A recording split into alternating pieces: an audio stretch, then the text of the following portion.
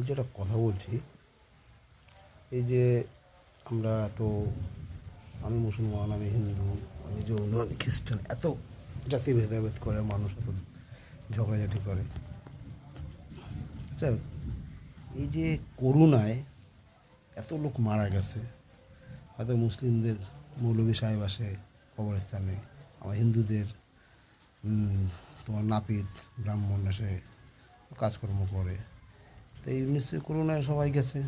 তা ইচ্ছা হচ্ছে আমার খুব জানার যে কজন হিন্দু কজন মুসলমান মারা গেছে, বা কজনের কাজ হয়েছে মন্ত্রপাঠ, বা মুসলিম ভাষায় মুসলিম ইয়েতে যেটা করণীয় আল্লাহর কাছে দোয়া টোয়া করা, তো কজনের কটা কি করেছে, নিশ্চয় সবাই করেছে।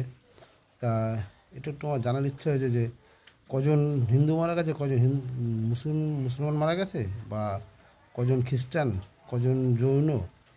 এটা আমার একটু মনের মধ্যে খুব ইয়ে লাগছে যে মারা গেছে তখন জাতি ভেদাভেদ করেছে। তো কেউ একটু যদি জানে তো আমাকে একটু জানালে খুব ভালো হয়, আমার মনের খুব ইচ্ছা।